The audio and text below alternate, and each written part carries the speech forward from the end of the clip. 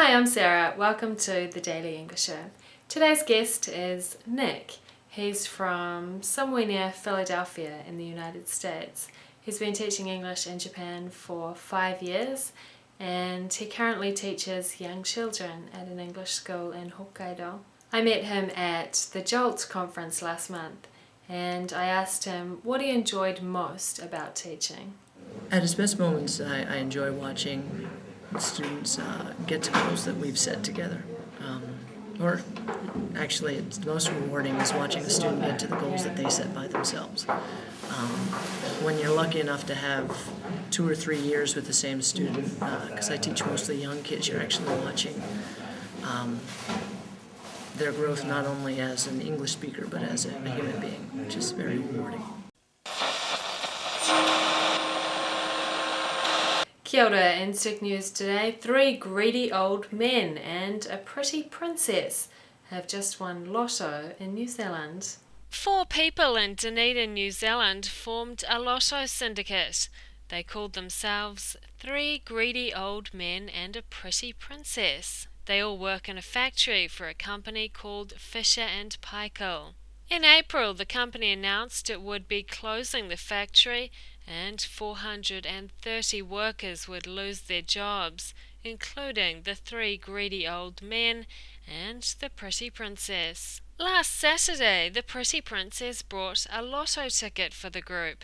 They've been playing lotto with the same numbers for 7 years. This time, they won. They said they planned to pay off mortgages, upgrade cars, travel, and semi-retire with the money. And that was Stick News for Monday, the 24th of November. Kia ora.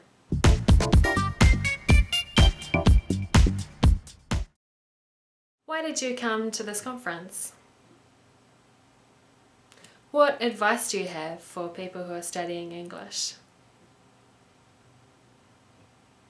What songs or movies do you recommend for studying English?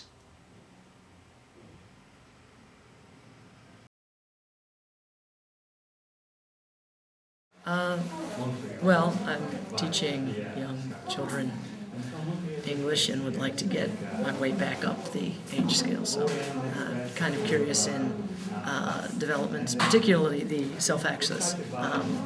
Self-access learning is something I have a strong interest in, and I wanted to see this keynote speaker.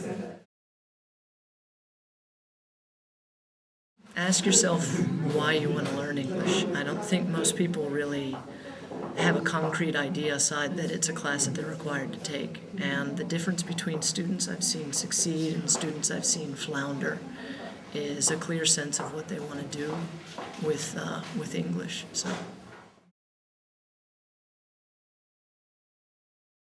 well, personally favorite singers are Simon and Garfunkel. I think Paul Simon, their diction is rather clean, so it's relatively easy even for non-native speakers to understand, and the content of the songs, I think, is kind of meaningful for older students. As for movies, I got a kick out of Batman, the recent Batman series. I don't know, movies are a little different because although I think they're valuable, different people enjoy different genres, and so it's really hard. I mean, personally, I like the hero type of, difficult crisis resolved by the end. So that for me is very meaningful. Whereas for someone who's not interested in that, they won't get much English out of that. But the main thing I'd say with movies is, I always tell students avoid science fiction. Just too many words you'll never use, and avoid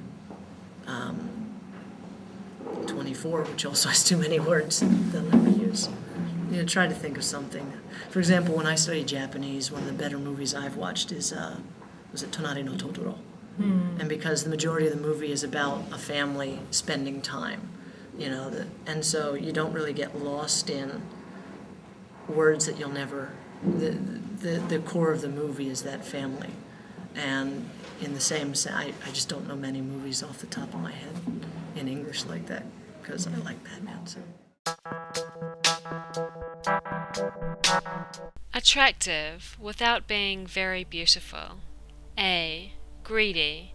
B. Guilty. C. Lazy. D. Pretty. E. Silly. Pretty. Feeling ashamed because you have done something that you know is wrong, or have not done something that you should have done.